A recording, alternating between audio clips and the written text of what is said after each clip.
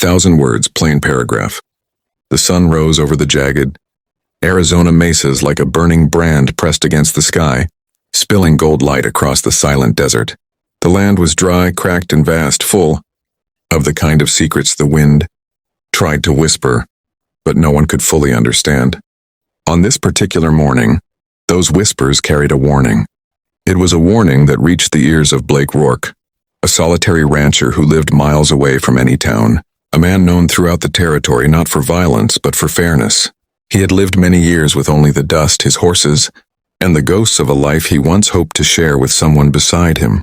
But all of that loneliness, all that quiet, would shatter the moment he discovered the 5 Apache girls abandoned in the wasteland, hanging upside down from a stripped wooden pole, left to fate by men who walked with arrogance and guns.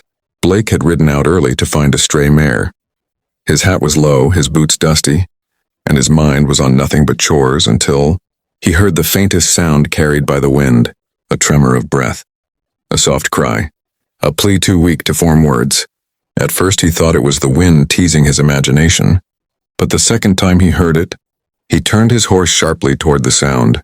After a few minutes of riding, he came upon a clearing where the earth was churned with boot prints, and there he found them. 5 young Apache girls tied by their ankles, suspended upside down from a heavy beam braced against a tall post. The ropes dug into their ankles, their long dark hair nearly brushing the dust.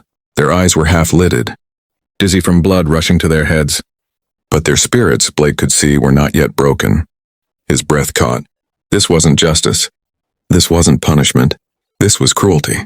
As he dismounted, the oldest girl tried to speak, but her voice faltered. Blake's hands moved fast, cutting the first rope, then the second and third.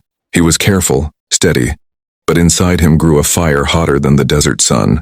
He knew exactly who did this. The Prescott Riders, an outlaw group that claimed they were protecting settlers, but were really nothing more than bullies preying on the weak. Blake freed the 5th girl and carefully helped them sit upright, steadying their dizzy heads.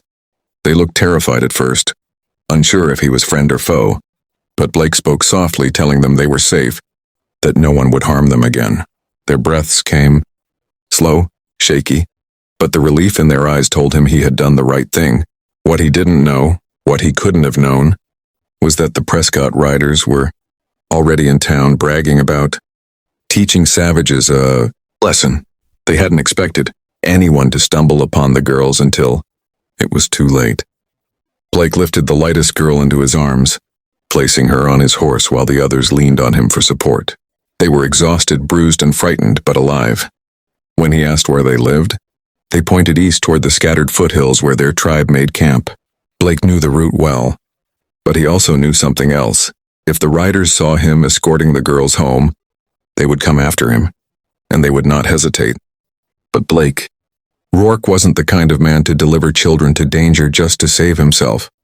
He guided them to a shaded alcove between 2 rocky ridges, where he gave them water from his canteen and tore strips from his own shirt to cushion their wrists and ankles. The eldest girl, barely 16, told him in broken English that they had been taken 2 nights ago while gathering berries. They were accused of stealing from white settlers, though they had taken nothing. The riders blamed them anyway. Blake listened, jaw tightening, his heart heavy with the injustice of it all. The tribe must be desperate. He thought, searching, panicked. He told the girls he would protect them until they were home again, but as he said it, distant thunder echoed, not from the sky but from hooves. Blake lifted his head sharply. Dust rose on the horizon. The Prescott Riders had returned to check on their cruel handiwork. Unaware someone had gotten there first, Blake quickly helped the girls crouch behind the rocks. "Stay quiet," he whispered. "I'll handle this." He mounted his horse and rode out alone toward the oncoming dust storm of hooves and guns. The riders slowed when they saw him, 5 men with arrogance in their eyes and rifles slung across their backs. The leader smirked. "Morning, Rourke. Out for a ride?" Blake didn't answer.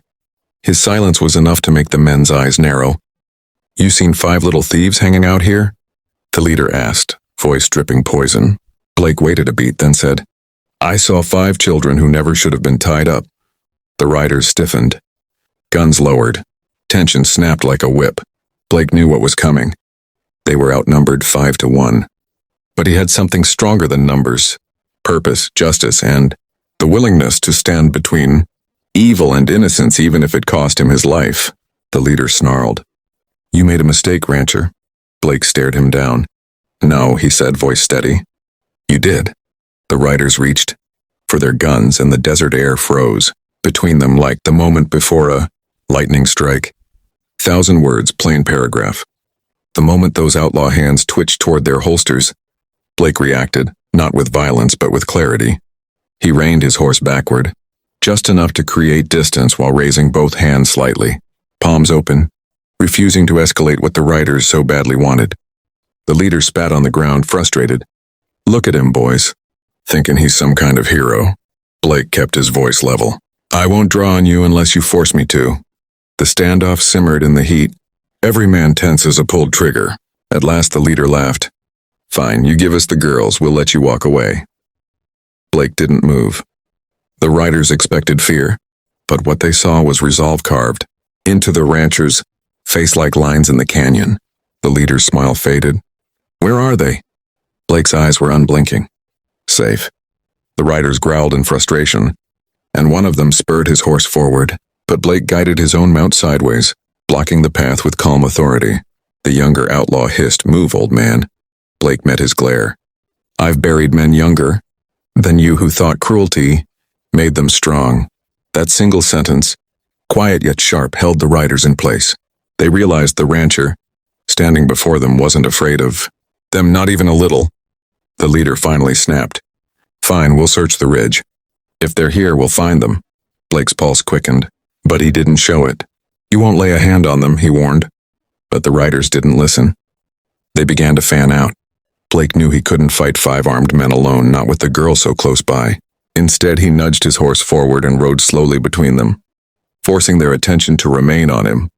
"Tell me something," the leader said suddenly. "Why risk your life for a few savages?" Blake didn't hesitate. "Because they're children," the riders sneered. "They ain't yours." Blake looked at each man one by one. "They don't have to be mine to matter." For a moment, even the desert held its breath. Then a new sound broke the tension, the distant call of an eagle, followed by a rustle on the ridge behind. Blake. The riders whipped, their heads in that direction. There, silhouetted against the sunlight, stood members of the Apache tribe. Over a dozen of them, bows drawn, expressions stone-hard and ready. The riders paled. The tribe's chief stepped forward, his posture both regal and fierce. Beside him stood 2 of the tribe's scouts, holding the youngest, rescued girl upright. The tribe had followed Blake's tracks and now surrounded, the outlaws like shadows rising from the earth. The chief's voice thundered across the clearing. "These are our daughters." The leader of the riders swallowed hard. "Now hold on." But the chief raised a hand and every Apache bow pulled tighter. Blake approached the chief, speaking softly. "They're shaken but alive. I got to them before it was too late." The chief nodded deeply, placing a hand over his heart. Gratitude shone in his eyes, not just for the rescue, but for the courage it took to stand alone against 5 armed men. The riders, realizing they were outmatched, tried to back away, but the Apaches closed in like a tightening noose. "You will face our judgment," the chief declared. The leader sputtered, fear stripping away his bravado. "Now wait, we were only protecting settlers." The chief glared. "Protection is not cruelty. Justice is not torture." Blake watched silently as the outlaws were disarmed. The tribe tied their hands, not with vengeance but with restraint, ensuring they would be delivered to the nearest federal outpost, to face lawful punishment. Justice, not bloodshed.